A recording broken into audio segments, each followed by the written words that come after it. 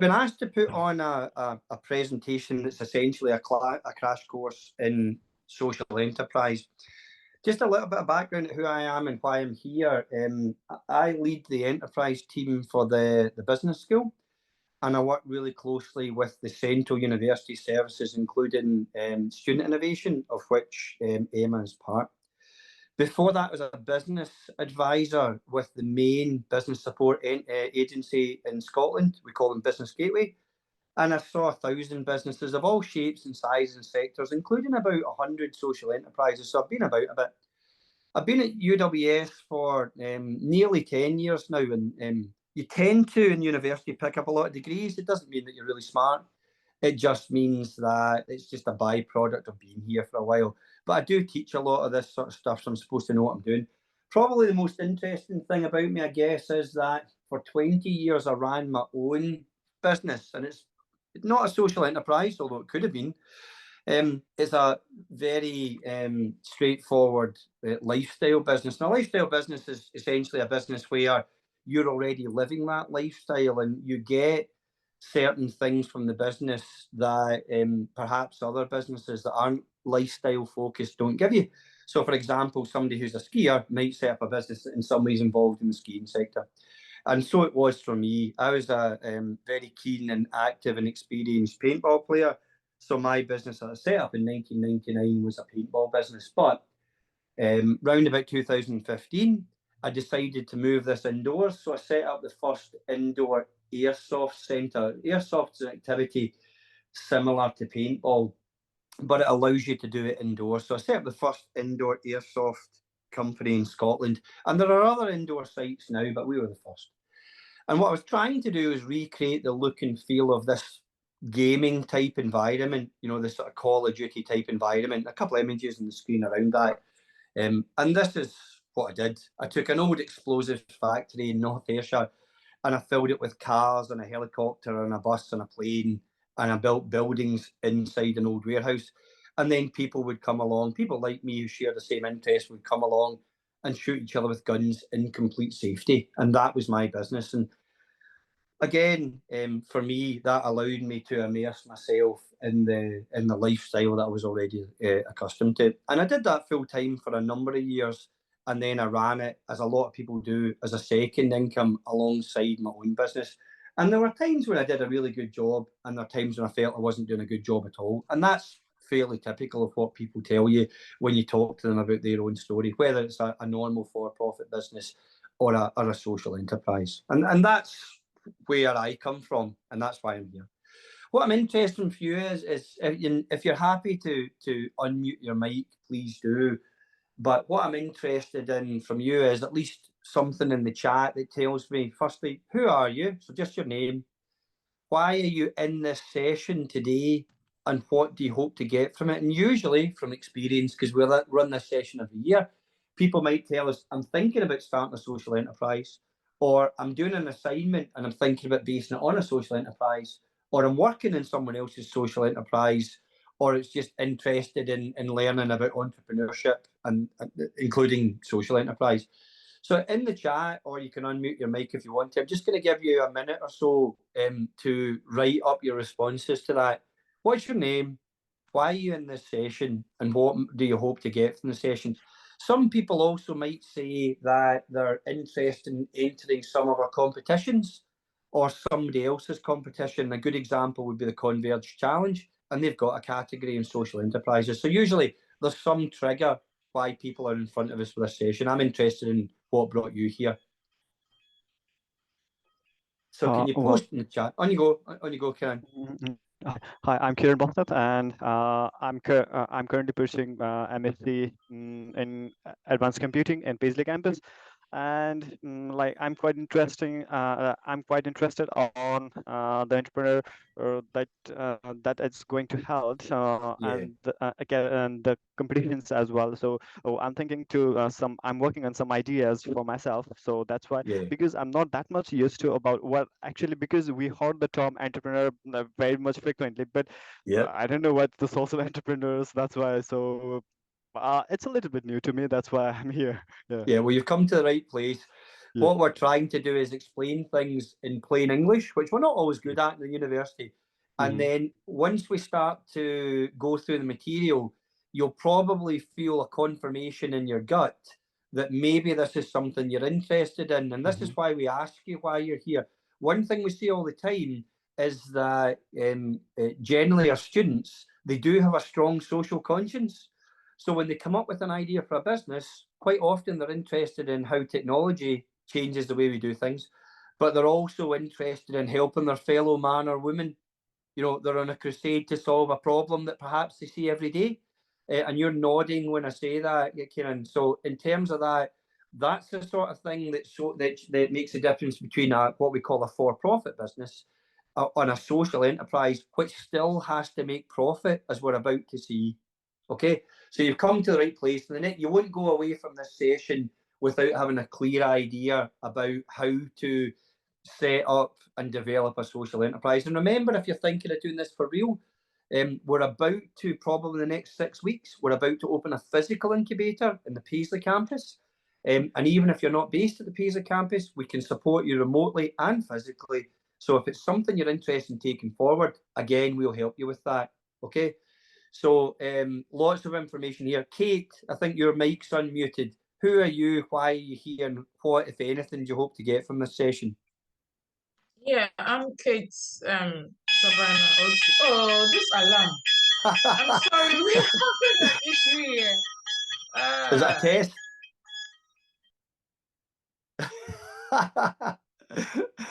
That's brilliant. I should probably have said it's Wednesday, which means we're also due to have a test of the fire alarm at some point.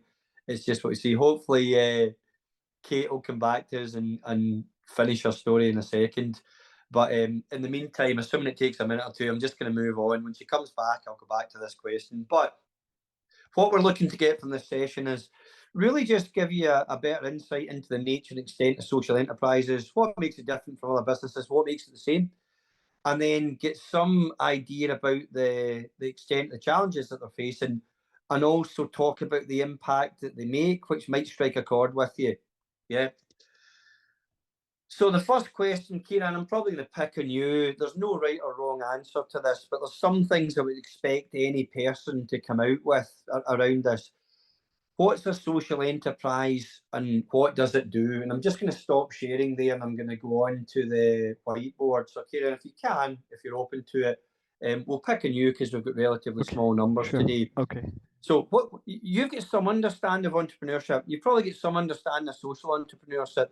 I'm really only interested in some words or some insight or some thoughts you have on it. I'm not looking to catch you out. I'm not going to give you a mark for your responses. It's okay. Oh yeah, actually, yeah, it is. As for I don't have that much deep understanding, but as far as I'm concerned, that it is best possibly for is more responsible for the society to groom Yes. or to make or to take it forward. Maybe I'm not sure, but and to establish like enterprise, like in terms of ventures as well, and it has Yes. more responsibility towards the society. That's Brilliant. my understanding. That is a very good summary. Responsibility. There's three elements to a social enterprise that we need to think of. Okay, and one certainly is different from a for-profit business. So we're really looking for these three words. In some way, what you're suggesting, you can just nod. You don't need to confirm it. Give me a thumbs up. You're suggesting that the thing that makes a social enterprise different is there's some wider community benefit. They're solving a social problem. Is that what you're talking about? Yeah, it is. Yeah, yep. Yeah, well, that's absolutely spot on. That lies at the heart of it, and it's important you said it first because that's the important thing. But, and I used to see this all the time when I was working in social enterprises. I used to meet a lot of really, really committed people, and they were really, really focused on this bit, the social bit, but they weren't focused enough on the enterprise bit. So lots of focus on the social and not enough focus on the enterprise. And to do the social, you need the enterprise. We need to make money to do good work. And we'll talk about that in a little bit more detail.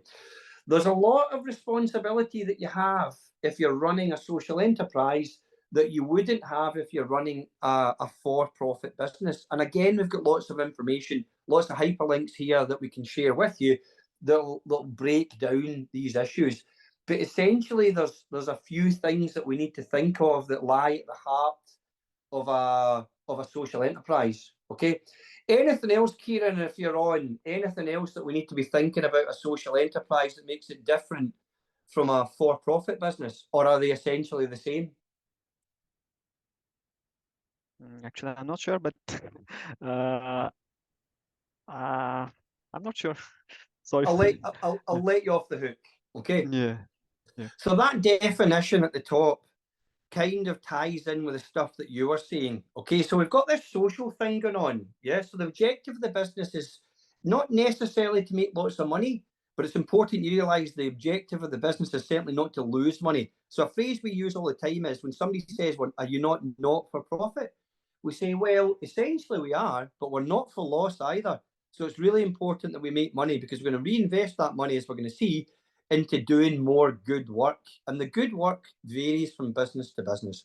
So we need to generate this surplus to reinvest in this social objective thing. And there's a whole digital lecture there. You can click on that link. We're happy to share the slides. There's a whole digital lecture there. It's about 25 minutes that gives you a crash course in social enterprises and how they're different from other businesses. So this stuff down the bottom, this definition that we have here, ties in with what Kieran was saying.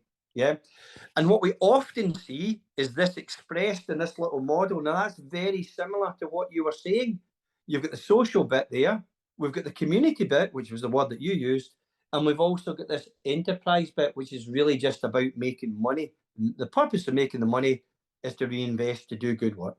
Yeah, so hopefully that makes sense in terms of that. That's just setting the tone, the context. Now, if we break that down, we're starting to think about what the benefits might look like. Now, there's some fairly interesting numbers here about the impact that social enterprises make globally in these three areas. Okay, now the bit at the bottom, I use the term in some way we're trying to save the planet. And there's lots of ways that we can do that. They're not all environmental in nature. But usually this middle row, usually the focus is on how in some way we're going to change people's habits in a positive way. We're going to get them to do things. So it could be around things like lowering unemployment, reducing poverty, addressing big social problems like homelessness, but also it could be around how we make less of a negative impact on our planet. But if you look at the top row, you can see that social enterprises are really, really important to the economy because they generate lots of money. They create a lot of jobs. They also protect a lot of jobs, but perhaps more importantly, they go into areas that don't have services and they plug gaps in the community that a for-profit business wouldn't try to plug. So a good example might be a post office, a community post office in a very, very small rural town that would never have a commercial post office in it unless the community ran it itself. So we all understand the benefit to a community of a hub like a post office. You can pay bills, you can get your mail, you can ship things, and you can do other things as well. And there's also a social thing going on there as well. We know post offices have that social element as well. It's where you meet people. And for some people, that's a big benefit of that type of service. So we need to be thinking about, in case of social enterprise, how we're addressing all three of these strands. And quite often we see this little model down the bottom, this one down here, and we call that the triple bottom line. And it's expressed in different ways, but quite often you hear this term, the 3 Ps. And the 3 Ps are people, which includes our customers and our staff, and also society as a whole. Planet, which is everything that we need to be thinking about in terms of our impact on the world that we live in. And also we've got this thing around profit, because, and I'll say that many, many times between now and the end of the presentation, we need to be making money to do the good work, to save the planet and to help the people, including our staff. So if we look at this in a national context in terms of Scotland, we can see that these are really, really big numbers. And again, a useful hyperlink down there if you want to know more. You can drill down to some of these numbers and you can start to see the real impact at a local or a regional level of social enterprises.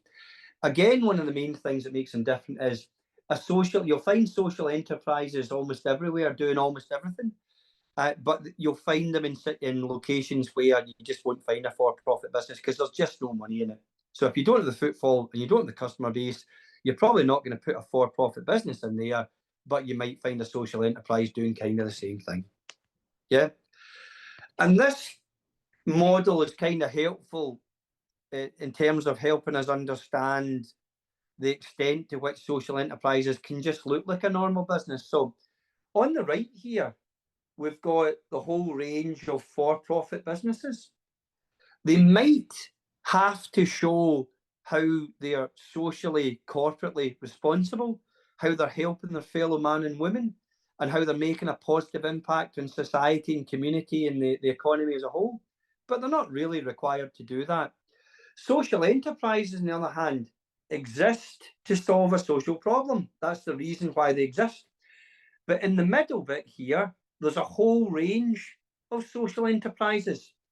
Some of them are quite formal, and you'll find them to the left of this middle bit, and they'll look quite like a charity. But you've also got businesses here on the right-hand side that you wouldn't know are social enterprises because they just look like a normal for-profit business. And a good example would be a coffee shop. You could quite legitimately go into a coffee shop on a high street, get a perfectly good cappuccino and a perfectly good pastry, sit and enjoy the experience and leave without ever knowing that that's actually a social enterprise. So at this level here on the right-hand side, there's not much on the face of it to identify between a very professional social enterprise and a traditional business. You might just use their service and not realise that they're using a lot of that money to do good work. And a good example, as we're going to see in a minute, is Social Bite, which is a very well-known social enterprise in Scotland that are attacking problems like poverty and homelessness. And they're doing that through the medium of effectively a cafe. They're now involved in other things like directly providing homes for the homeless community, and they're doing other things. But essentially started with a series of cafes. I think from memory, they've got something like 5 now, but they're now starting to look at how can we take the Social Bite model and how can we actually make impact in other related social problems. At the far left-hand side here, you've got traditional charities, and they are much more formal, but they can still be quite small, but they've got a lot of red tape that they have to get through, and there's a lot more compliance as a charity. And that's why most of the social enterprises will be in this space, because there's a lot less red tape and they can do a lot more things. As a charity, there's a lot more bureaucracy around that. There's a lot more compliance that you need to think about. And again, lots of hyperlinks in this presentation about what that looks like. The extent to which they're positioned on that spectrum, this one here, relates to what their motivation is to exist. So a for-profit enterprise is about making money. Apologise for a little bit of formatting problems with this slide. It's just because I converted it from a Google slide, and PowerPoint and Google slides don't really like speaking to each other at times. So the purpose of for-profit enterprise is to make money and keep it legally. That's what they want to do. The purpose of an ethical business is to essentially either reduce the negative impact it has in the world, or to improve the positive impact it has in the world. I think that's the fire alarm about to start. Yeah.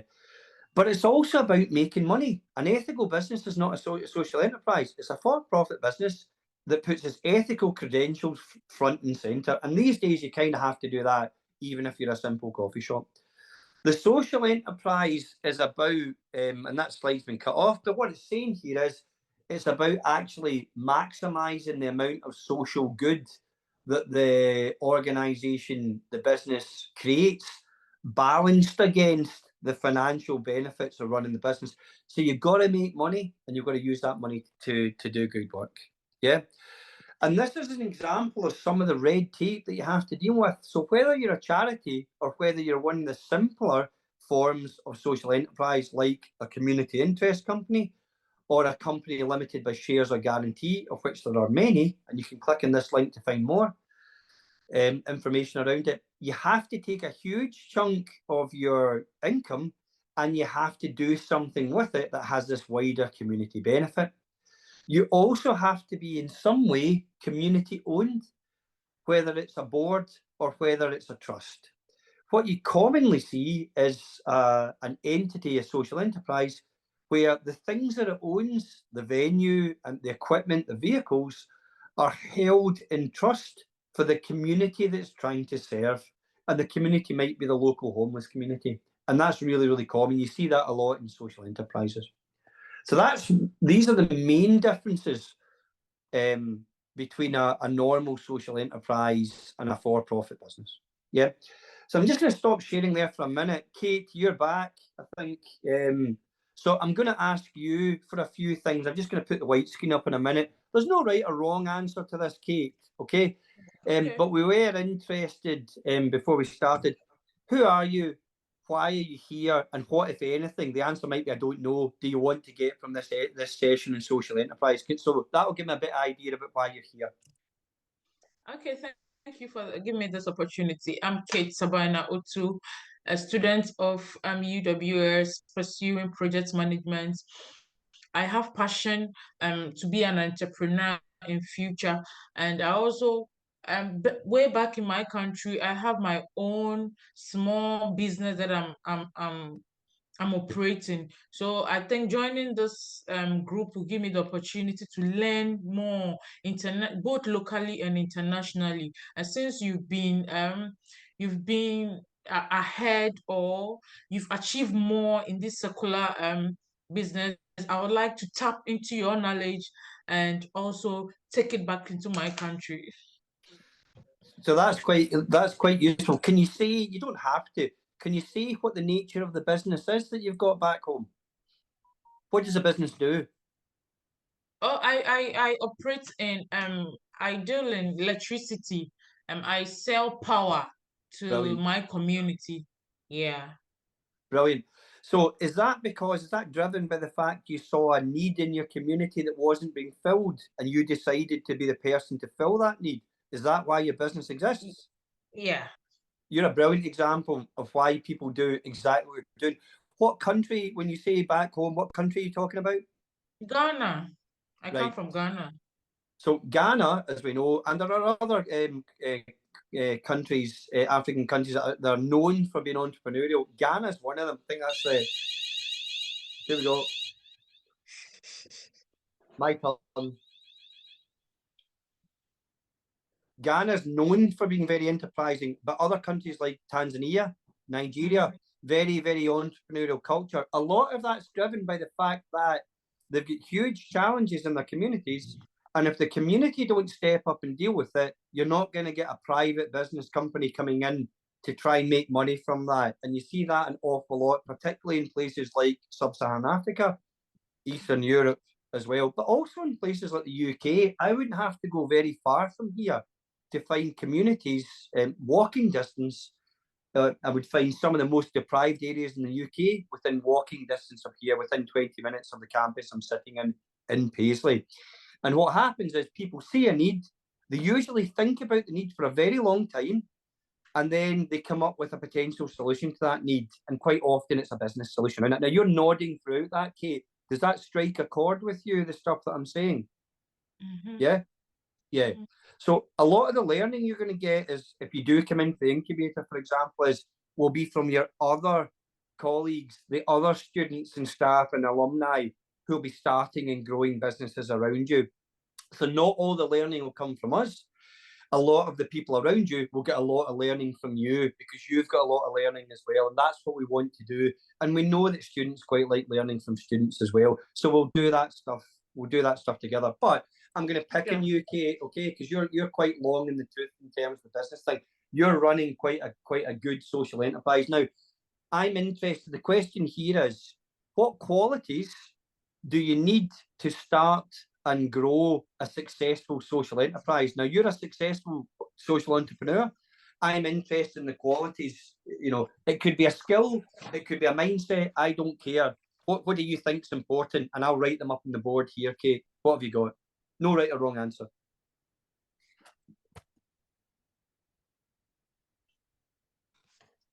What qualities, Kate, have you got? Do you need to have experience? I'll start you off. Basically, experience. There's no need. I think with your own experience, or you might not need any experience, but as you are in a learning process, you get to know and learn from other people. Yes. So are you saying life experience is useful? Say again. Are you saying life? I think you said a subtle point. Life experience is useful, but you can get business experience as you go. Is that what you're saying? That's sure. good, right? So life experience is important. Is business Yeah. experience useful though? Does it go on the board, Kate? Do we put business experience here as well? Yeah. Right. So it's not critical because we can get it. Nobody has business experience until they get business experience. Okay. Remember, my handwriting's terrible. Okay. What else goes on the board, Kate? What's been useful to you? What skills or qualities have you used to set up and grow your business? What have you got? Please, are you talking about skills? It could be a skill. It could be a quality that you were born with. It doesn't really matter. Anything that you have.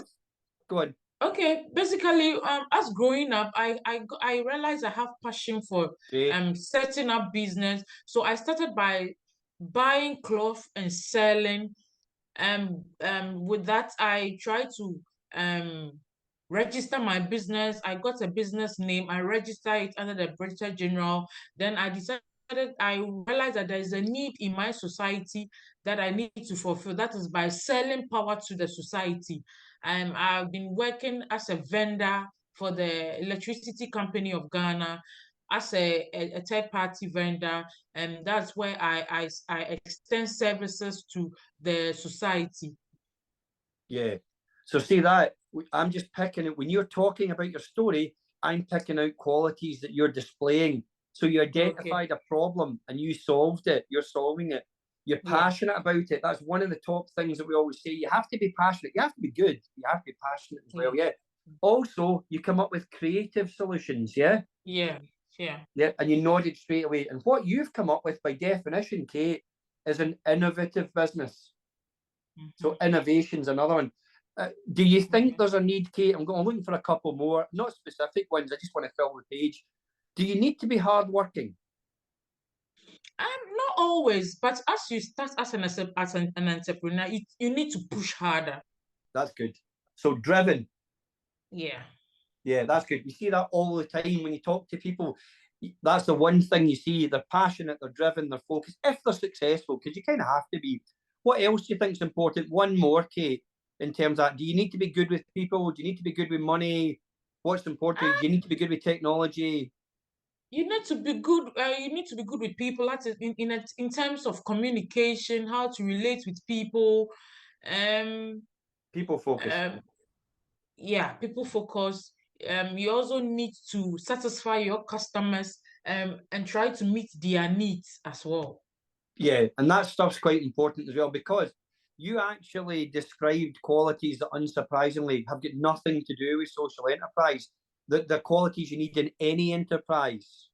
Yeah, and that's the point we want you to take from this one. Yeah. So what we're trying to do here is identify what's unique about this sort of stuff to social enterprises and what is universal for any business, because social enterprise is just a subset of entrepreneurship. So when we're talking earlier on about, I'm not too sure what social enterprise is, entrepreneurship or enterprise is the process of doing something well, solving problems and fixing them. Yeah. Identifying things that aren't working, coming up with better ways of doing them. Now, without any effort, because Kate's an entrepreneur, she's also a social entrepreneur, I could have filled this page with Kate. Yeah, if I had more people in the group, I would have picked on them as well. But this was a bit of research that we did about, I don't know, a couple of years ago, a few years ago, a couple of years before COVID. And we went out and spoke to business support professionals who support people like Kate, people that I used to be in my previous job. And we asked them what the key things were. Now, Kate, looking at that list, okay, I know it's cut it off a little bit at the bottom. I'm not leading you to an answer, but I can see the bits that you were saying. Problem solving, yeah? The creativity bit I gave you, when you come up with unusual solutions to problems, that's the definition of creativity. And quite often we talk about creativity and innovation together in the same sentence as well. You didn't feel that technical skills was really that important, because if you need them, you'll get them. And it might mean buying in other people as well. There's your enthusiasm, your passion, just there, yeah? I did ask you about being hardworking. You weren't too bothered about it just there. But there's your communication, yeah? There's your teamwork stuff. Do you get that? Yeah. Yeah. Business skills is on the board, but you can get it. And obviously, you're clearly quite confident as well about this sort of stuff. Yeah. So all we're saying is there's a real life entrepreneur. There's a real life social entrepreneur, Kate. She's on screen. We asked her what skills she needed, and even very, very quickly, we can start to see that we're on the right track here. And the point we make is the skills that you need to be a social entrepreneur are identical to the ones you need to be any type of entrepreneur. There are various subsets of entrepreneurship. Social entrepreneurship's one, but you've also got other ones like technology entrepreneurship. And then there's business entrepreneurship, which is what we tend to think of when we use the word entrepreneurship. The point is that the social bit is what drives your particular type of business. Again, apologies around the formatting there with this one. So that definition, do you relate to that, Kate? Entrepreneurs are driven. They're creative individuals who question. When we talk about questioning the status quo, what we're actually saying is you look at the normal way of doing things, you're dissatisfied with that normal situation. So you take it upon yourself to identify new opportunities. And sometimes we talk here about resilience. I'm going to take the hits because it's a challenge, and I'm going to keep going, and I'm going to make the world a better place. Is that you? Yeah. Definitely. Yeah. And that's what we're interested in. What you're actually having to do, Kate, do you relate to this model? I've identified a social problem in my community. I'm going to come up with a creative solution, an innovative solution to it, and I'm going to set up a business to allow me to do that. Is that you? Are you that person? Yeah, yeah. And that's what we're interested in, okay? See whether you like this, Kate, as well, right? See whether this model expresses your journey, okay? And I'm going to ask you at each stage. And it's always interesting, Kate, if somebody comes up with a different way of doing things and the model doesn't relate to them, we're quite interested in that as well, because you've done something differently from the norm, okay? So get this. What this guy's saying is you go through this journey in a kind of linear way, like this, from left to right, okay? I don't have a view in this. I'm just saying you're a real life entrepreneur. See what you think. So you start off here, Kate. You're with a motivation to make a difference. Number one, is that you? Mm-hmm. Yeah. Is this you here? Yeah, motivation to make a difference. Yeah. What type of difference were you trying to make? What were you trying to make better, Kate? What problem were you trying to solve? I'm trying to look for a problem in my society or country and try to find solutions to that problem. And finding solution to that problem, and also, helping. It's all about finding the need of that particular area and trying to fulfill it. That one alone can even give you motivation. Yeah. So you're actually describing this now. So I'm looking for opportunities. It's not even just about electricity. I'm looking for other things. It could be clothes, it could be housing, it could be food. And you're nodding when I say that as well. So you're actually doing my job for me, which is great, right? So you're using this thing here, creativity and innovation here. Number two, it's an arrow going that way. You're looking around, you're speaking to people, all the skills that you talked about. You're doing research, you're trying to find out, get to the heart of what the big social problems are. so that when you start your business, you know that you're going to make impact. And that's what we're talking about, right? So we tick this box, we tick this box. This is the process that you're applying, whether you thought of it that way or not. But do you encounter obstacles when you're doing that, Kate? Red tape, people that say you can't do it, lack of funding. Do you encounter these problems? Lack of funding is also is a big obstacle in entrepreneurship. If you don't get support, it's so difficult. Sometimes you start with a small capital, but it gets to a time that you need to satisfy a large number of people.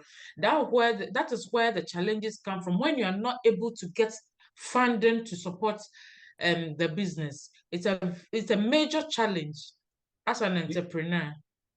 I should just hand over these slides to you, Kate, because you're doing my job for me. So you need to find the resources, right? How do you find those resources, the money, the thing? How do you get them, Kate? How did you get them? How do you get the money? How do you get the skills? How do you get the contacts? What have you been doing?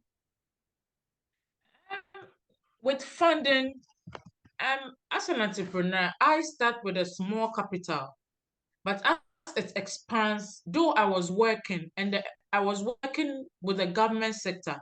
So normally when the needs arise and I need more funds to expand business, I go back to my personal let's say salary, the salary I earn, then I'll push it into it.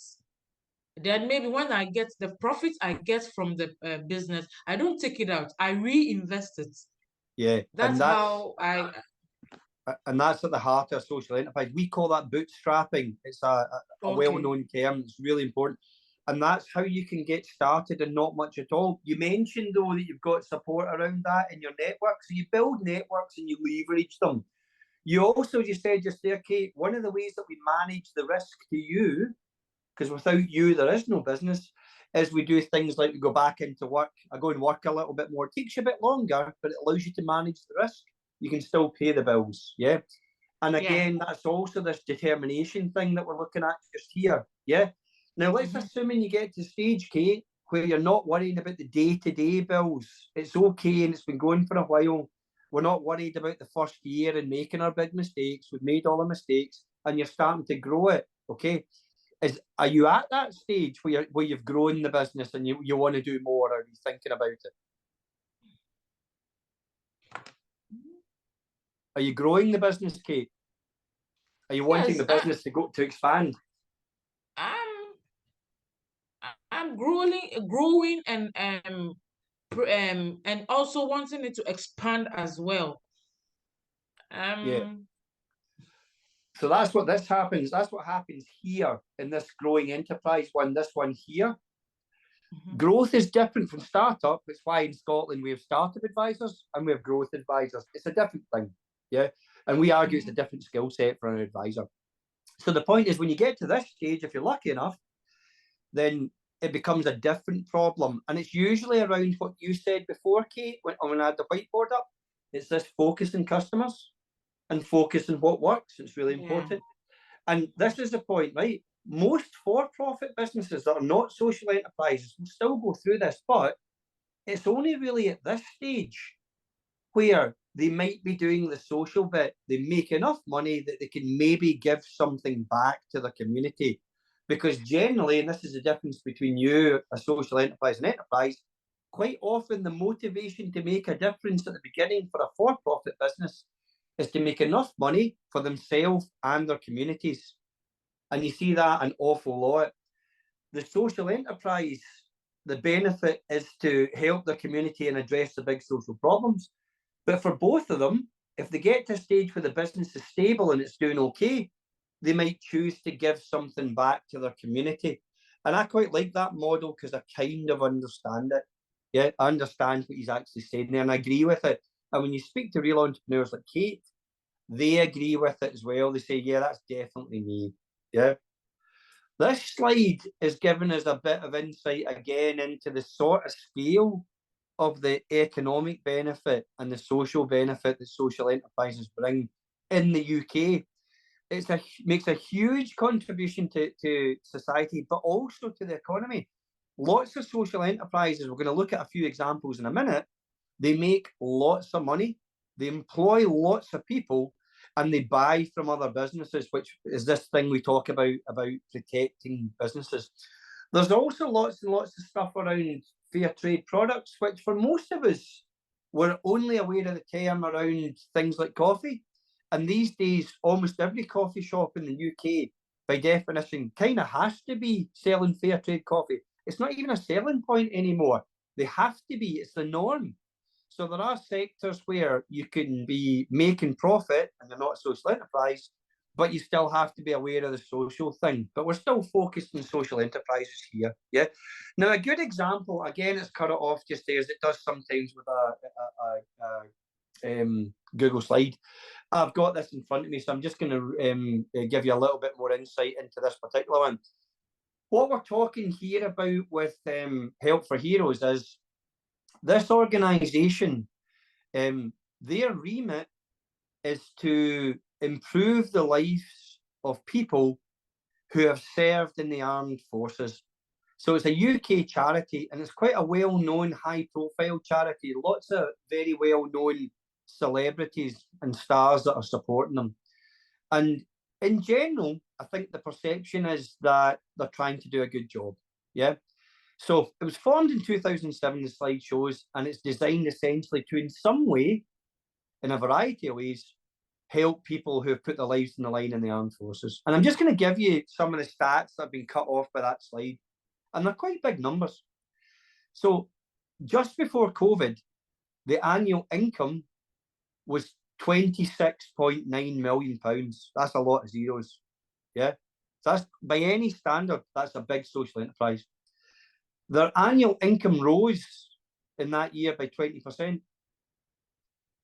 They've got an annual deficit. So the difference between them bringing in money and doing the good work, they've got a shortfall of just over 5 million every year. And at the time that we did this slide, put this slide together in 2019, they were just about to axe 30% of their staff.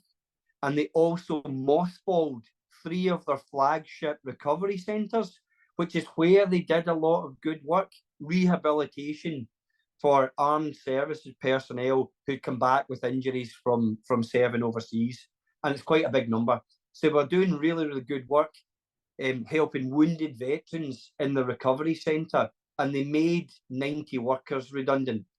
And another number on the back of all that stuff that we did, closing big rehabilitation centres where they were able to do that work, laying off a lot of staff. In that year, the CEO paid himself a salary of £120,000. Is that okay? Yeah. This is what, and that's the question we're going to talk about in a second. This is what they're supposed to do. They're supposed to invest, and all social enterprises we're going to see have to invest a large portion of their earnings into doing the basic service. They invest 58% of their funds on their services and also getting the message out about their services. They spend a further 22% on raising funds, and they spend 20% on additional support costs. But the CEO paid himself 120,000 in that year. So the point about the thing is, considering that they're trying to improve the quality of life for their people, they're trying to save the planet, and they're trying to also make profit, are those numbers okay?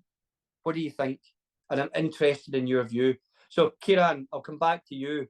What do you think about that? Do those numbers, do they feel right to you? The social entrepreneur models people want. So what we're saying is, this is what they're trying to do, and this is what they're actually doing. I'll just give you those numbers again, okay? So annual income in that year of 27 million, the income rose by 20%. There was an annual deficit, a shortfall of 5 million. In that year, they closed 3 big recovery centres, so they couldn't help the wounded veterans. They laid off 90 staff, but the CEO still paid himself, the chief executive officer still paid himself £120,000 that year. Is that okay? Actually, I'm not good in finance in the financial terms, so it may be good. I'm not sure. The average salary in Scotland is about £22,000. And this guy, they've got a big deficit. They're shutting things down. They're laying off staff. They seem to spend a lot of money on administrative and marketing costs, and he's still paying himself a six-figure salary. So generally, there's a view that there's something disconnected with that organisation between what they're trying to do and what they're actually able to do. So if you're cutting venues and you're laying off core staff, but you're still paying yourself a generous salary, I think there's a question to be asked around that. And if you Google it now, although they're doing fantastic work, Help for Heroes is often used as a case study for social enterprises, both in a good way and also in a bad way. If you've got another device open, if you Google Help for Heroes, it'll take you straight to a lot of the big high-profile news stories that'll give you a lot of insight into some of the challenges around running social enterprises. And this list here just gives you some insight into some of those challenges. They've always got problems around developing and recruiting staff, because generally social enterprises, the staff rely heavily on volunteers. And volunteers, while you can get really, really good volunteers, generally speaking, they can take their labour away whenever they like, and they often do. So volunteers actually require a lot of management. Social enterprises, from a business advisor point of view, and I can confirm that because I work with 100 of them, they need far more support than a for-profit business needs, only because they've got all the problems of normal business and a lot of problems that come with being a social enterprise. So they get the same problems of a normal business and extra ones. So they need a lot of intensive support. And that's why quite often in business centres who are dealing with businesses day in, day out, they may have a social enterprise specialist. And that's also why there are specialist agencies, as we're going to see, that deal exclusively with social enterprises. Generally, what happens, though, is you find people who want to do good work, but they lack basic business skills. And often the work that you do to support social enterprises is around giving them basic skills around how they manage numbers, how they manage peoples, how they raise finance, how they set up a business model. And that's typical of the work I did with social enterprises.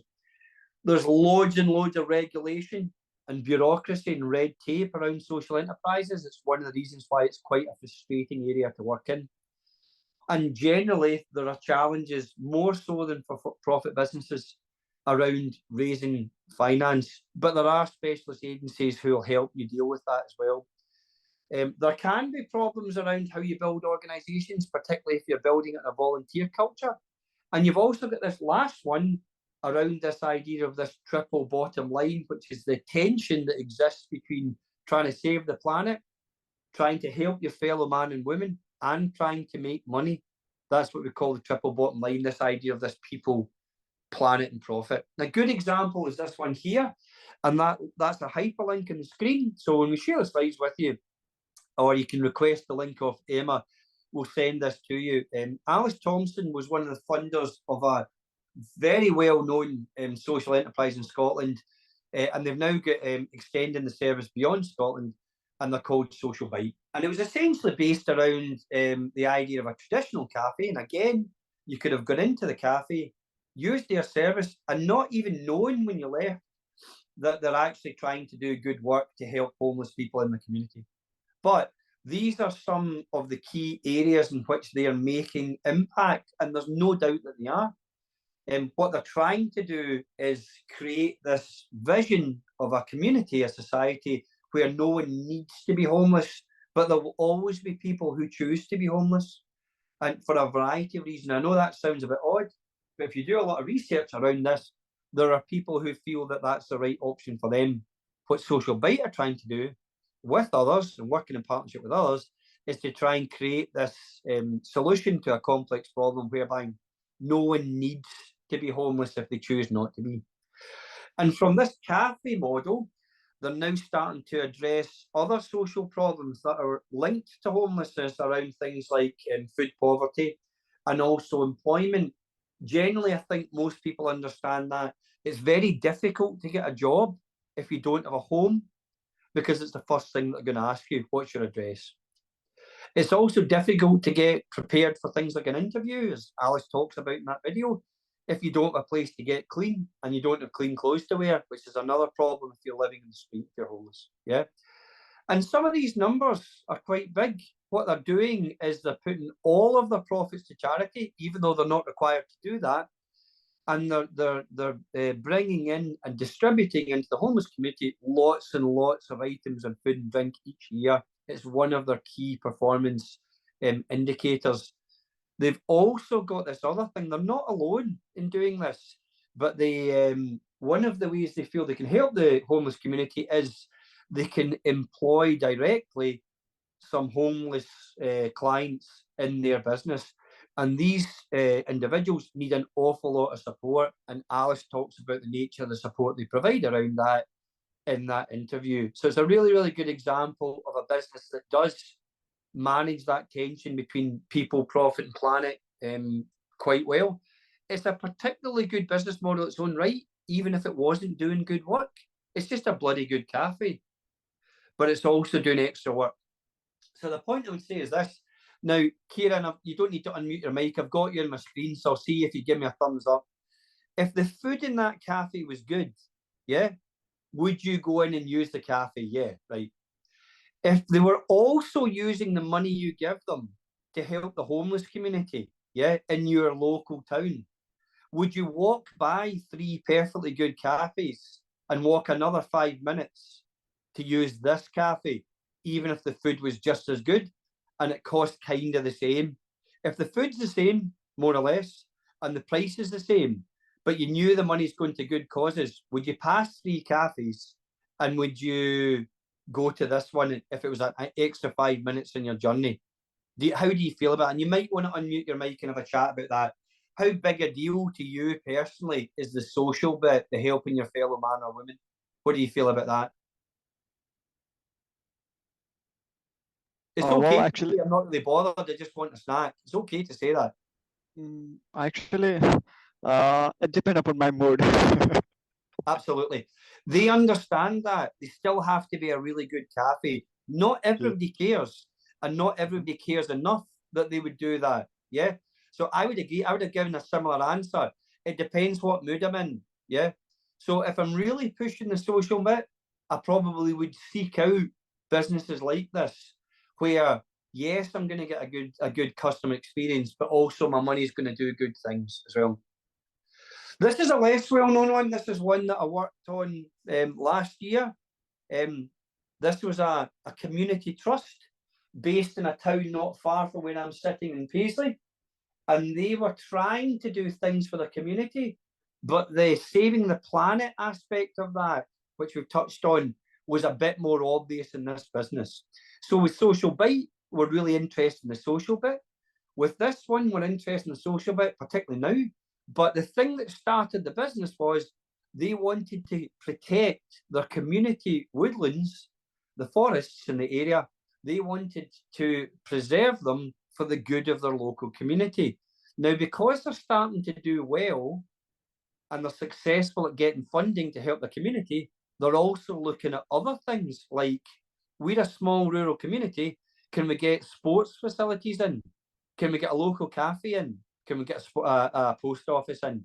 So this business started by protecting the local woodlands, and now they're starting to move into other things.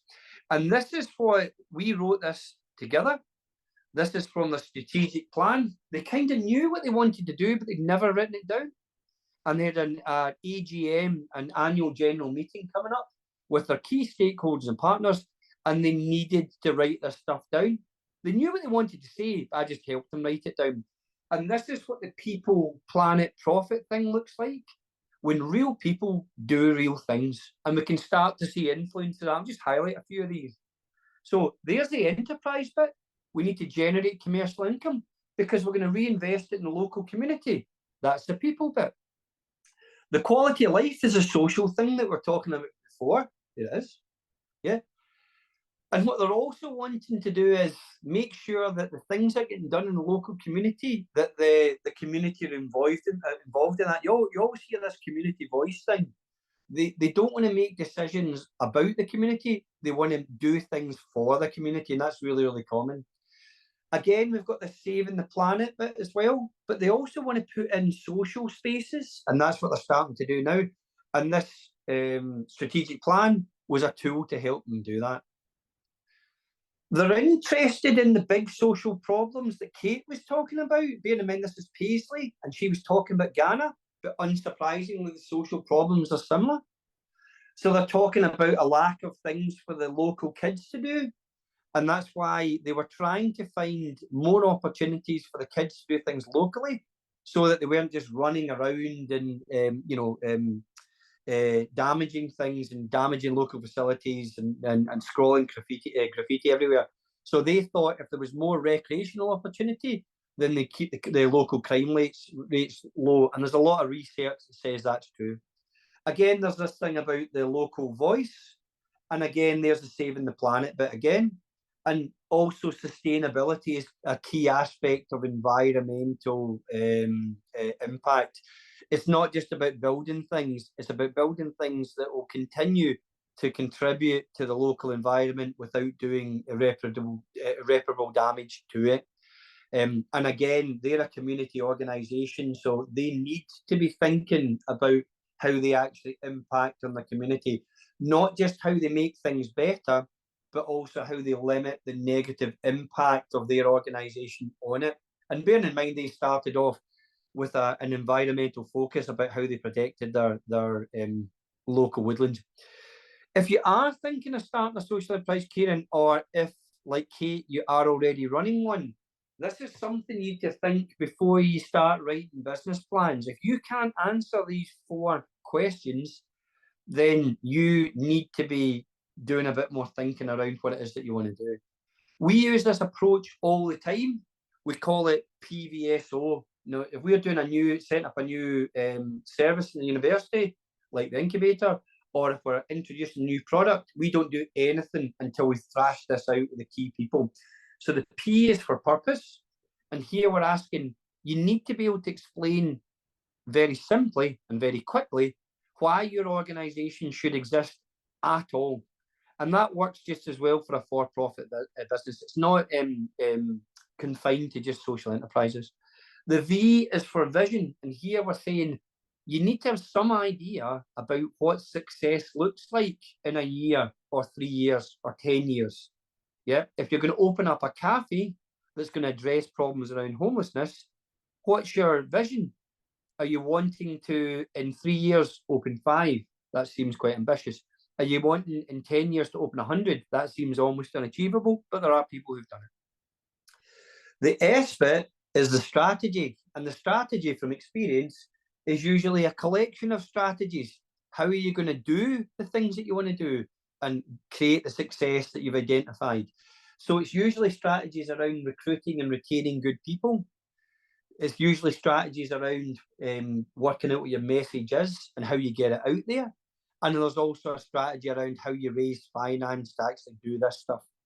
The O is operationalization, and that's what's the business model going to look like, what your staff rota is like, what's your cash flow going to look like.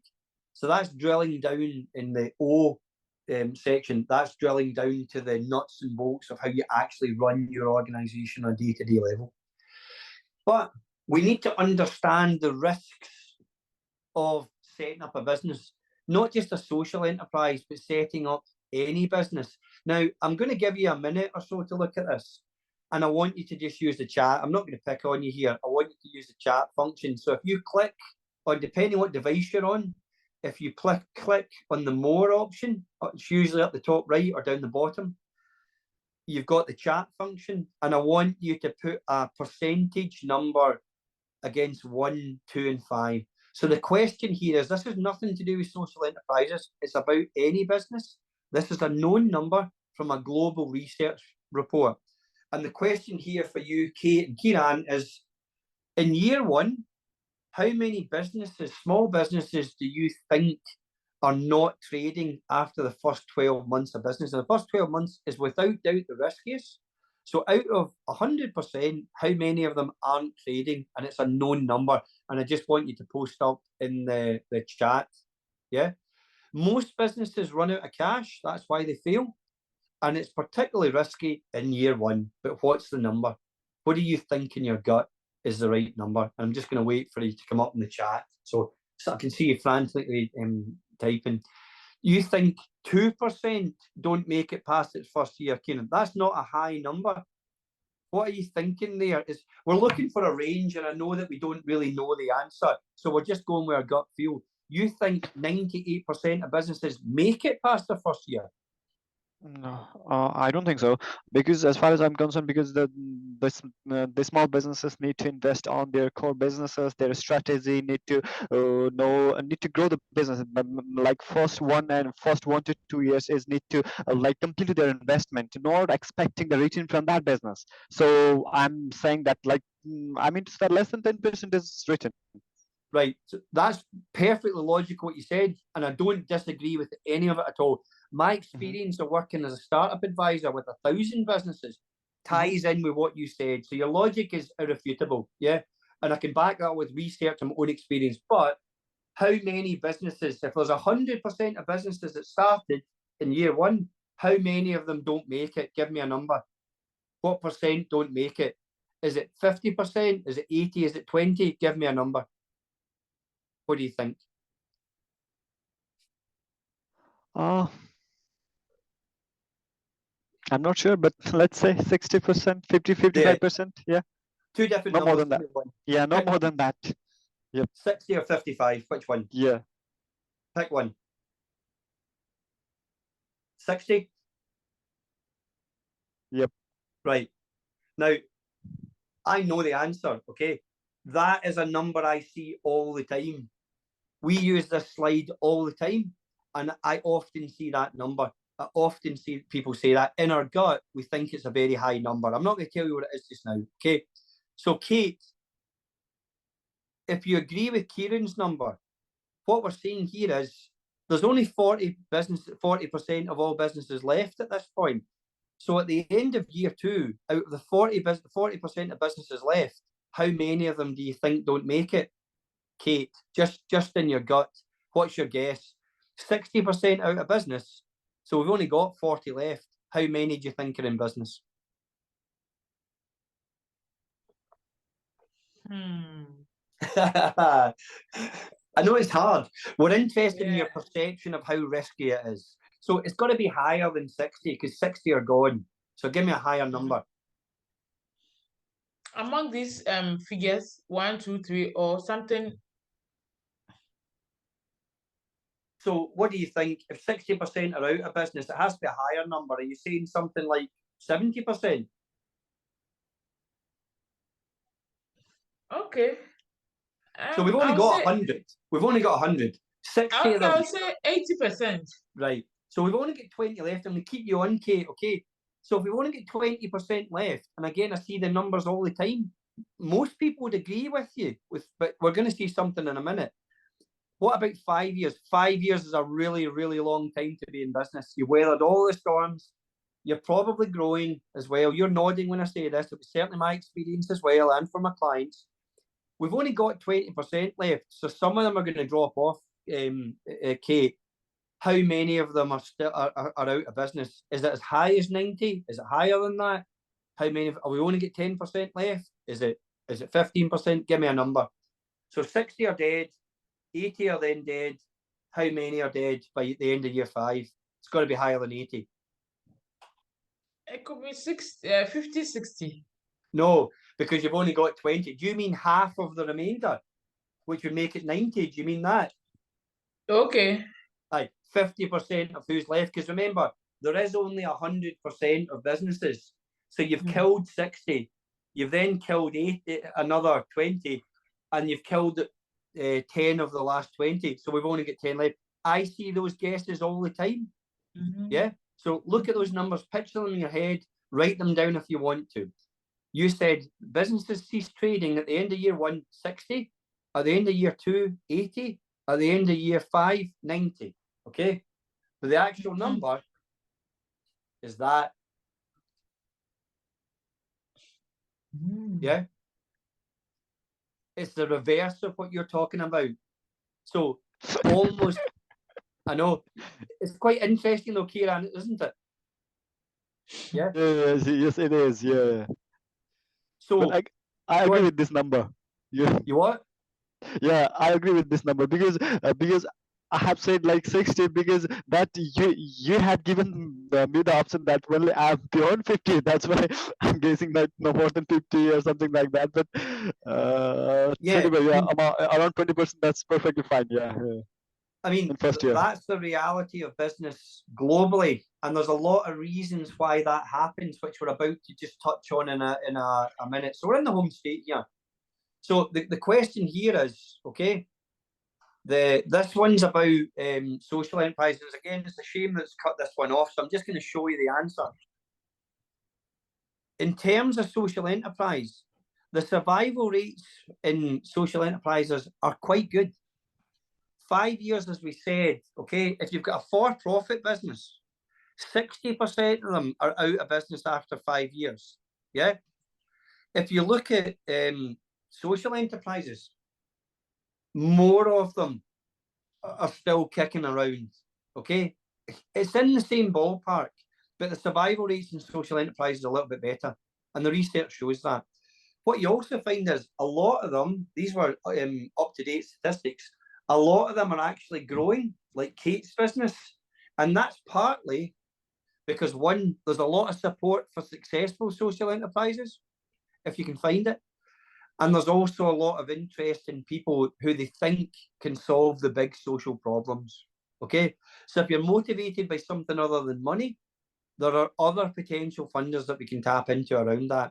But the survival rates for for-profit businesses are really good. And that's partly because in Scotland, at least, there are a lot of support for social enterprises, and there's a lot of support for for-profit businesses in Scotland. There's about 250 agencies in Scotland and organisations that in some way have an interest in supporting people who are starting and growing businesses. And Scotland's often used as a model for how business support should be done. England and Wales and Ireland do things a bit differently. Ireland and Wales do it particularly well as well. England has a less structured business support network in England. They have an agency called Business Link, but it's mainly an online service, and it's not as sophisticated as the setup in Scotland. So the point is, you have to be able to look for and find support, and we would help you do that, okay? And this is just summarising what that bit means. That link in the slides will take you to a document that's produced by one of the main economic development agencies in Scotland called Scottish Enterprise. And they have ownership of this document called the Scottish Entrepreneurial Ecosystem Guide. And it's updated from memory every year or so. If you click on that, it takes you to a document that explains who is providing some form of support for business in Scotland, including social enterprises. And it also, and it's quite useful, it gives you a little blurb, a little bit of background about what they do and how you can contact them. Most of them won't be of interest to you because they'll be quite specialised, but a lot of them will be. And we'll look at one or two of the key players in a minute. Yeah. And all we're saying is we call it an ecosystem because of the connectivity of it. It's basically a collection in Scotland of hundreds of organisations, agencies and entities and individuals who in some way, including us, are trying to help people start and grow business. And that link will take you to it. That's a summary from that document of some of the key things that you're interested in. Now, we're about to open up an incubator. I'm sitting in it just now, and we hope it'll be open the next couple of months. So it will be here in this incubator box, and it will also hopefully have an accelerator, and it's probably going to tick the innovation centre as well. So, but the point I'm making here is that document is a snapshot of a moment in time. So there'll be agencies and organisations on that who no longer exist, and they've just recently gone to the wall. A good example a couple of years ago would have been the Scottish Institute for Enterprise, who provided enterprise support for colleges and universities. And they were very useful, a very useful partner, and they are no longer in existence. But there'll also be other organisations that do exist, because there are more being added all the time, that may not be in that document. So the best thing to do is speak to your Business Gateway advisor or speak to us, and we will put you in touch with the key enterprise agencies, and from there, they'll introduce you to other people. So for example, if you're looking to start a business in Scotland and you're under 30 years of age, we'd probably direct you to the Prince's Trust. And they have traditionally been the main provider of support for young people. They've gone through a restructuring process over the last 5 years, so they've kind of lost a little bit of momentum in the network, but they still get a key part to play. So if it was appropriate, we would introduce you to them. So that's just a potted summary of some of the key people that you might be interested in, particularly if you're a student coming through university interested in setting up a business, because quite often the way you get support is through innovation centres, incubators and accelerators. So we are setting one up internally for you guys. It's what we call an embedded incubator. It serves people who are already part of the organisation, students, staff and alumni. We will work closely with the exterior business community, but the rationale for the building to exist is for you guys to start and grow businesses. And that took me a long time to take all those agencies and to put them in to a Canvas format. Again, apologies for the formatting issues there from the Google form. It just gives you an idea about the sheer volume of people who are in this space providing some sort of support for you. And just summarising a couple of them, you may come across people like Converge, who run a very well-known business competition for students, and also Elevator, who come in and do a lot of things for us, or we send students to them as well. And there's also people like Firstport, who are the main provider of support, or one of the main providers of support for social enterprise.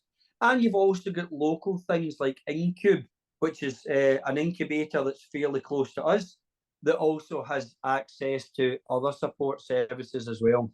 So I would suggest you look at that link. I can see you writing stuff down, Kieran. I suggest you look at that link. And again, the ones that you think might be of interest to you, don't read the whole document. Have a look at what they do, the sort of potted history of what they do. And then if you've got any questions, just direct them back to us and we can have a chat about it as well. Yeah, the ones that would be of interest to you, we know them very well. And what we're trying to do more of is get them in to speak to you and get them in to speak to your fellow students, because the chances are they might be able to help all of you. So that's what we're interested in. That's what we're trying to do. Yeah. What you have to be aware of is that every one of these organisations has their own agenda, and it can be quite frustrating sometimes when, as a client, you're engaging with them. You just have to suck that up. Okay. There are all sorts of things out there that are influencing the nature of the support that you may or may not be able to tap into. Some of them are at a national or local government level. Some of them are linked to your postcode, where you live or work. And there's all sorts of other stuff that means that you can or can't go to these organisations for help. And a good example would be the one I used just there around the Prince's Trust. They are there to help, in the case of business, young people set up business. So if you're not within their age limit, they can't help you directly, but they will signpost you to other agencies who can. So just be aware, they've all got their own agendas. The one thing I would point out is the main enterprise agency in Scotland is Business Gateway. Everything runs through Business Gateway.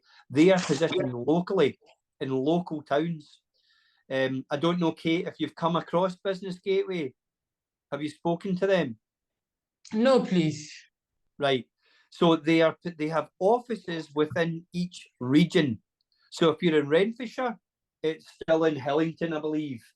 If you're in Lanarkshire, it's in East Kilbride. If you're in Ayrshire, it's in Ayr, but I think they've still got a presence in Irvine and North Ayrshire as well. If you go into the Business Gateway website, bgateway.com, It'll tell you where your local office is. Go in and speak to them. It is a universally free service. It's free to everybody. And the only agenda is that they have a remit to help anyone start or grow a business. But they, like every other organisation, they don't have the same amount of resource as they used to. So sometimes we hear things like, it took them a while to get back to me. It took me weeks to get an appointment. It's worth persevering. Some business gateways are better resourced than others, but it is a postcode lottery. They will ask you where your postcode is. And if you live or work in a particular region, that's the gateway you go to. Yeah, does that make sense, Kate? Yes, please.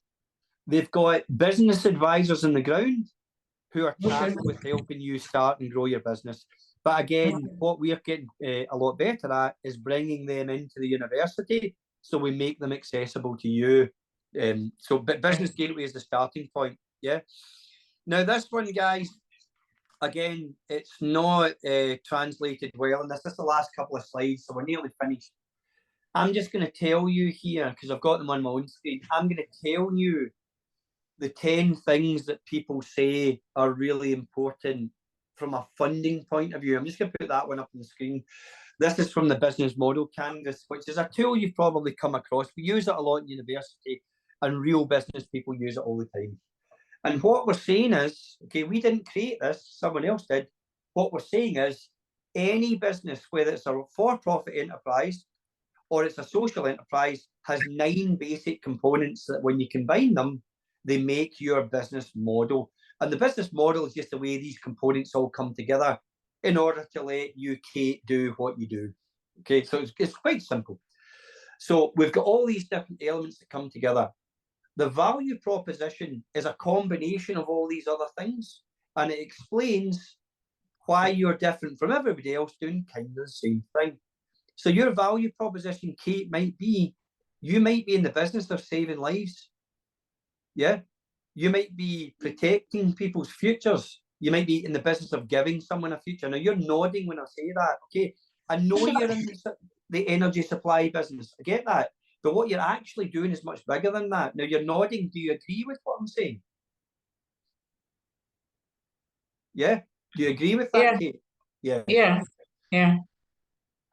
So although you're picking on one social problem, it's linked to a lot of other social problems. So if you're looking at the distribution of electricity and people are going to power in their homes that didn't have it before because of your input, that means that they've got energy to study for their education. Yeah, they've got energy to cook their food in terms of that.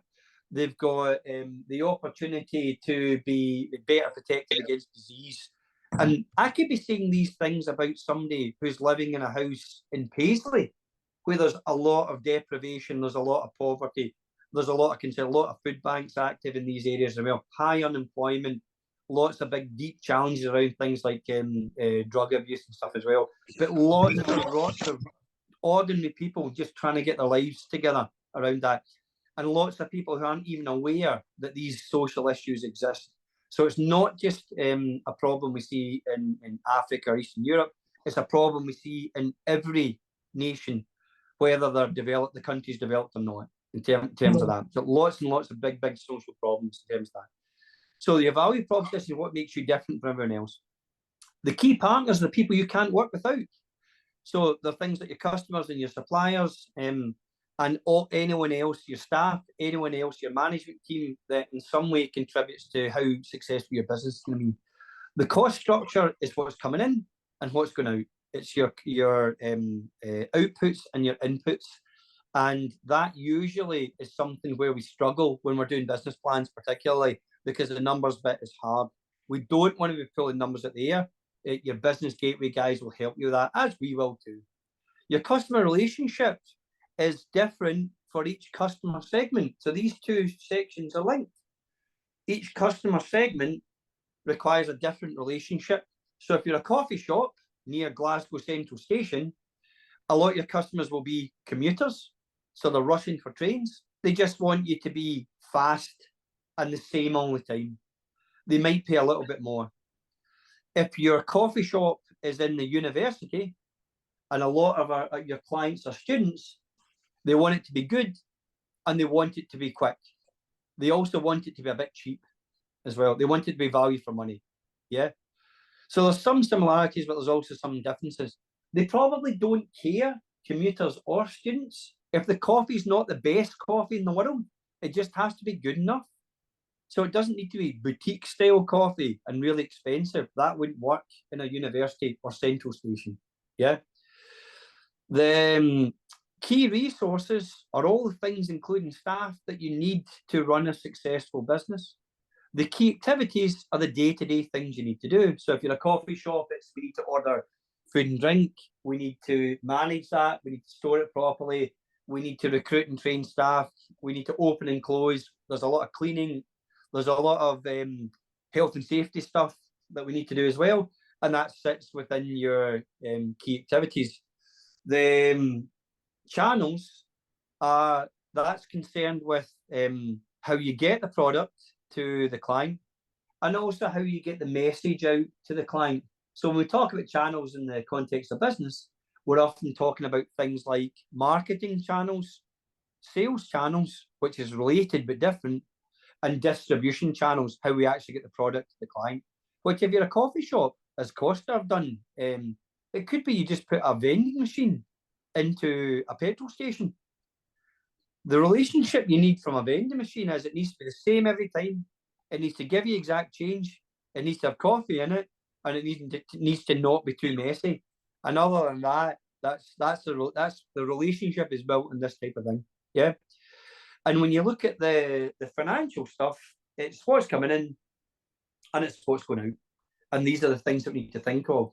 So the previous slide I can show you, this is the last slide that I've got. The previous slide I wanted to show you has 10 things that people who lend money or give money to business think are really important. So if you think of Dragon's Den in the real world, venture capitalists and business support agencies, they've done a lot of research, and there's a lot of research done speaking to them, and they've identified 10 things that they think are the most important things if you're asking somebody for money. Yeah. So if you're pitching for money, which is quite often why it's done. And I'm going to go through these 10 things, and then I'm going to remind you what they are. And I want you to come up with what the top 3 are in your opinion. So all these things are important, but there's 3 that they say are more important than others, and see whether you agree with me or not. So the first one is the individual is passionate. Now, Kate, you said that was important. The people who give money to business also feel that's important. It may or may not be the most important one, but it's on the list. Yeah. So that's important. The next one is that the company has a good revenue potential, which means when you put all these 9 things together on the screen, it's got the ability to make good money. And that's all it's saying. It's got the potential to make good money. It might not make good money, but it's got the potential to do that. The third one is that the business, the individual who's running it, making decisions, that they are coachable. And what that means is they will seek out advice and they will act on the advice. And that's all it's saying. They're coachable. The next one is that the company is a good business model, which is all these 9 things on the screen. When they combine together, it kind of works. And that's all it's saying. The next one is it's got reasonable barriers to entry, which means it's quite easy to do. You can set it up. So if you're a coffee shop, you can set up the coffee shop. It's doable, is the phrase that we use. It can be done. Yeah. The next one is that the individual is trustworthy. And what we're interested in is which ones out of this list are critical. Which are the top 3? The next one is that the individual is enthusiastic, which is like passionate, but perhaps not as strong a word. And the last 3, the company has a reasonable exit plan, which means you can tell the person you're going to for support how you're going to get out the business. I'm going to sell it. I'm going to give it away to my employees. I'm going to give it to the community. I'm going to open another one. It's quite an American idea that we're not very good at thinking that way in the UK, unless it's a really big business from the start. But we should think about that a bit more. But it's not one of the top 3. Yeah, in the UK, it wouldn't be one of the top 3 on the list. The last 2, the individual is experienced. It doesn't say whether it's business or whether it's life or whether it's about this technical aspect of the business. So if you're opening a coffee shop, have you managed a coffee shop before? It doesn't say that. It just says they're experienced. And the last one is the company has large growth potential, which means if you go to them, you're not talking about opening up one coffee shop, you're talking about opening up 10 or maybe 100. And that's what they're talking about as well. So, Kate, I've got you on the screen. Do you want me to go over them again, list them again, or did you write them all down? I took pictures of them. Say that again. I have taken picture of them.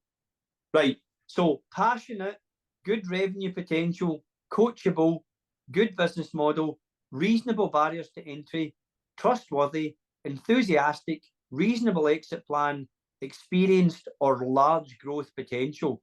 Pick one that you think is important, more important than the rest. What do you think? In business, In business. I'll say customer relationships. Right, but it's not one of the ones on the list. So what do you want it to do? Passionate, good revenue potential, coachable, good business model, reasonable barriers to entry, trustworthy, enthusiastic, reasonable exit plan, experienced, or large growth potential. What do you like? Not the stuff that's on the screen. Not the I stuff don't that's have on the them. screen. The stuff I'm Okay. saying. Okay. There's a few of them. It just didn't translate well in the slides. Kate. Okay. Do Okay. you think the first one's important? A good business model? Which is that? Do you think this is important? Is important, yeah. Company has a good net. That's a good burger. Do you think it's more important than most of the other ones? Does it go in the top 3, Kieran? Yeah, the business model is important. Yeah, comparatively, yeah, business model is important. Yeah. Yeah. What about the other ones? I don't know if you wrote them down or not. What about the other ones like trustworthy, enthusiastic, or passionate? Do they go to the top of your list?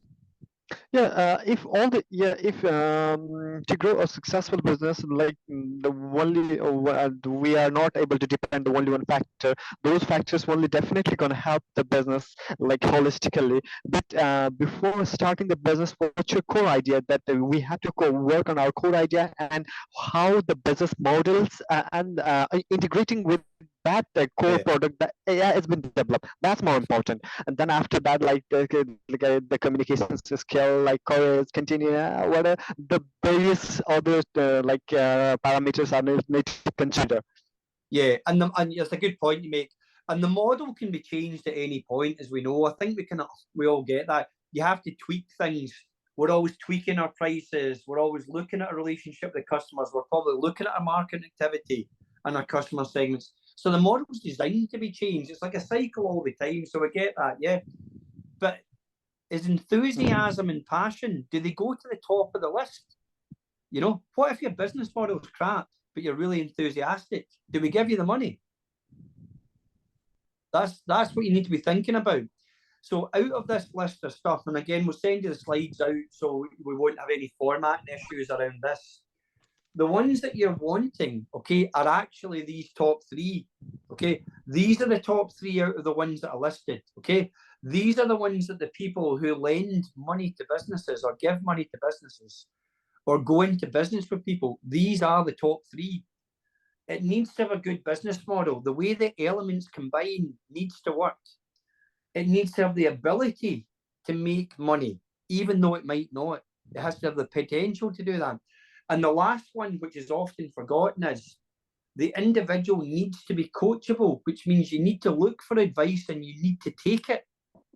And that is often forgotten. People say all the time, I've been that guy. I've heard people say, you know, I know what I'm doing. No one knows what they're doing in business. Yeah, you need to take help when it's there. As we were saying in that model right back at the beginning, you use your networks, you pull in people around you to fill the gaps around your skills and your knowledge, your expertise, and that allows you to get the resources you need to start the business. So the one takeaway from this, guys, is right. The other ones are important. They're on the list of 10. The top 3 are these 3 here. Do we get that? Yeah. Does that make sense, Kieran? Yeah. Lots of research around that backs that up. Okay. This thing, if you haven't come across the business model canvas, it's pretty grounded. It's been around for a while. It's a brilliant tool, and we use it all the time, and we'll use it, spend a lot of time on it in the incubators as well when it opens. This stuff's really, really good. Kate, if you haven't used it before, get one. There's a video on the i3 website, which I'll give you the link to in a minute, that tells you how to use it to build a business model. There's a 22-minute, 25-minute video around how to use this tool. The tool's great. It's a great way of breaking down the different parts of your business and putting them together in a way that works. And then we can sit and have a chat about how making little changes to it might give you a better outcome. You might sell more stuff. You might get better relationships with your customers. Okay. So guys, about 20 minutes early, if there was a bigger group, I would have used that time. Everything that we've talked about here, including the resources and the slides, you'll find on this site. It's a digital resource that we've set up so that students and staff in any campus can actually access the stuff they need. And by the stuff I mean, there's lots of tools, including things like Business Model Canvas and tools that will help you develop an investor-friendly business plan. But there's also lots of digital lectures and seminars around things, including social enterprise. And as Emma would tell you, lots and lots of stuff that we are pushing out through our social media channels on through the university. And that's how you hear about things like the incubator, also internal competitions to UWS, and also external competitions and other sources of support, including funding. So keep an eye on the social media stuff. Just scan them when they come out, and then you can decide whether you want to read more or not. Okay, so guys, that's a crash course on how to do it. For those of you watching the recording, I strongly suggest that you scroll back, check that link, and familiarise yourself with the support that's available, both from us and also externally. Any questions, as always, direct them to myself and or Emma, and we'll get you in and we'll give you what you need.